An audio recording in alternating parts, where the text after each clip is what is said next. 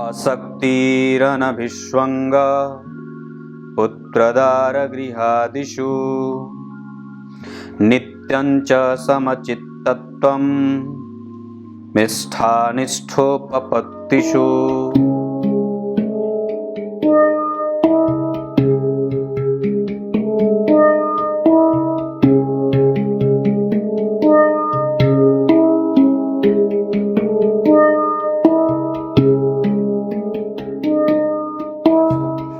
नमस्कार, एक बार फिर से उपस्थित हूं आप सबके सामने।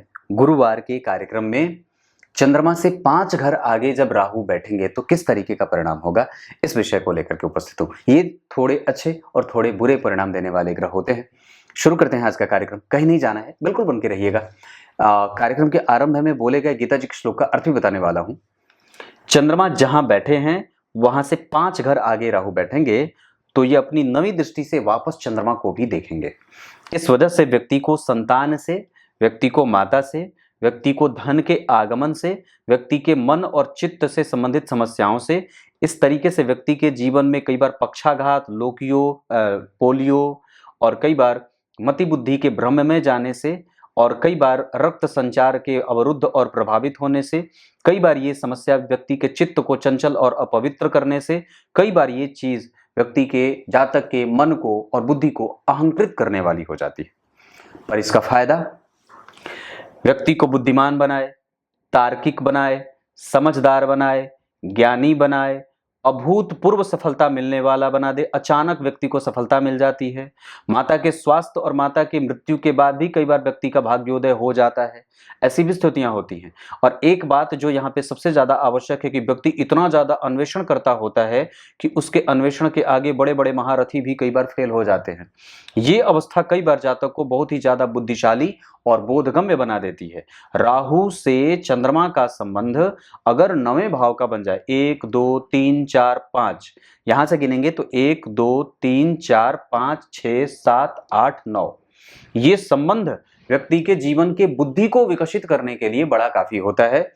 धन धान्य से संबंधित समस्याएं तो होती हैं, पर निश्चित रूप से व्यक्ति को अचानक धन की प्राप्ति होती रहती है। इसके अतिरिक्त व्यक्ति के जीवन में कई बार फेफड़े से संबंधित समस्या भी देखने को मिलती है और उसको कफ जनित समस्याएं भी जीवन में परेशान करती हैं। जब ये स्थिति कुंडली में बने तो व्यक्ति को हमेशा ही भगवान गणेश की पूजा, ताकि उसके कार्य में और जीवन में रुकावट न हो, करनी चाहिए। गणपति अथर्वशीर्ष गणेश संकटनाशक स्तोत्र का पाठ। इसके अतिरिक्त जब ऐसी स्थिति बन जाए तो व्यक्ति को हमेशा ही शिव जी के मंदिर का दर्शन, शिव जी को सफेद पुष्प की माला दूध और जल दही के साथ भी अर्पित करना चाहिए। दूध, जल और दही। इसके साथ साथ व्यक्ति को समी पत्र से व्यक्ति को शिव जी को अभिषेक कर देना चाहिए। साथ ही साथ व्यक्ति को रुद्राक्ष धारण करना चाहिए और भोजन को शुद्ध करना चाहिए। प्याज लहसुन भी नहीं खाना चाहिए। कई बार लोग सवाल पूछते हैं, पंडित जी रुद्राक्ष धारण किया है तो क्या क्या करना चाहिए? रुद्राक्ष धारण किए हैं तो कोशिश करिए, और नियम उसका यही है कि प्याज लहसुन भी नहीं खाना चाहिए। भोजन शुद्ध और सात्विक करना चाहिए। गरम बहुत ज्यादा भोजन, मांसाहार, भक्ष्य का जो व्यक्ति सिद्धांत पालन नहीं करता है वो निश्चित रूप से शरीर के रूप में राक्षस ही होता है। अब आइए आपको गीता जी के श्लोक का अर्थ बता देता हूं। गीता जी के 13वें अध्याय के 10वें श्लोक में भगवान ने बात कही। आप लोग कहेंगे कार्यक्रम बड़ा छोटा था, जल्दी में थे क्या? नहीं, जल्दी में नहीं हूं, पर इस कार्यक्रम को मैं बहुत ज्यादा बड़ा नहीं बनाना चाहता। इसके सिर्फ आपको मैंने उतने ही पक्ष बताए हैं जो वस्तुतः मुझे बताने थे। बाकी इसको फैला करके इतना बड़ा लबादा बनाने का कोई अर्थ नहीं है और अपनी बुद्धि घुसेड़ने की आवश्यकता नहीं है। हम मूल शब्द पे चले जाएं वापस, वही हमारी और ग्रंथ की गरिमा की सुरक्षा करते हैं। आप जब इसी को बड़ा बनाएंगे तो क्या बताएंगे? मैं एक किसी से ये बात सुन रहा था कि लव राशि फल कोई पंडित जी हैं बनाते हैं, कोई ये बनाता है, कोई वो बनाता है। वस्तुतः आप उसमें जितना ज्यादा अपनी दिमाग लगाएंगे तो वो चीज और भी ज्यादा कलुषित होती जाती है। उसको मूल स्वरूप में छोड़ दीजिए। धर्म पे, धर्म शास्त्रों में, पुराणों में, वेदों की बातों में, स्मृतियों की बातों में, ग्रंथों में, उपनिषद में, शास्त्र की बातों में कभी भी आप ये नहीं कह सकते कि ये उस समय की बात है, अब स्थिति बदल गई है। अगर आज स्थिति बदल गई और आपके आज की स्थिति के बदलने के बाद आप अपने पहले के ग्रंथों में अगर कोई संशोधन कर देते हैं संविधान जैसा, तो वो विकृत हो जाएगा। फिर उसके नित्य प्रतिदिन पेज बदलने पड़ेंगे और नित्य उसके पेज पुराने होते जाएंगे। क्योंकि आज जो आप बैठ करके अपने धर्म शास्त्रों में संशोधन करेंगे, तो वो आगे 50 से 100 साल बाद आगे आने वाले युगों में भी वो परिवर्तन ढूंढने लगेगा और इससे इसका स्वरूप, मूल स्वरूप विकृत हो जाएगा।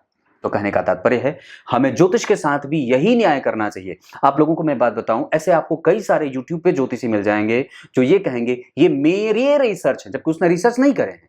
वो कहता है वो मेरा रिसर्च है, मैं भी खुद कहता हूं, पर मैं वो कुंडलियों पे घटित होने के बाद और निश्चित रूप से उसका अपने गुरु जी से लाभ प्राप्त करता हूं, उससे उनकी बुद्धि जरूर ही उनसे सुनता हूं कि ऐसा हो सकता है क्या। जब उनसे उसका लाभ मुझे मिल जाता है कि नहीं ऐसा हो सकता है, तब जाकर के आप लोगों को बताता हूं, अन्यथा नहीं बताता। दूसरा, अपनी चर्चा करने से ज्यादा बढ़िया है कि ग्रंथ की चर्चा करी जाए और जो बात यहां पे बताई गई हैं वही बातें बता दी जाए, मूल पे रहें तो ज्यादा बढ़िया। इधर उधर भटकने से ग्रंथ विकृत होता है, विषयांतर होता है और चीजें अधूरी और असंयमित हो जाती हैं। तो क्या बात कही गीता जी के 13वें अध्याय के 10वें श्लोक में, जो ममता से रहित है, जो स्त्री में, पुत्र में, पिता में, माता में, सगे संबंधियों में और बहुत ज्यादा उलझा हुआ नहीं है चीजों के प्राप्त और अप्राप्त होने की स्थिति में, वही व्यक्ति को श्रेष्ठ बनाने के मार्ग पे ले जाने वाली हो जाती है और इसे ही वास्तविक शरीर का धर्म कहा जाता है। तब तक के लिए बहुत बहुत नमस्कार।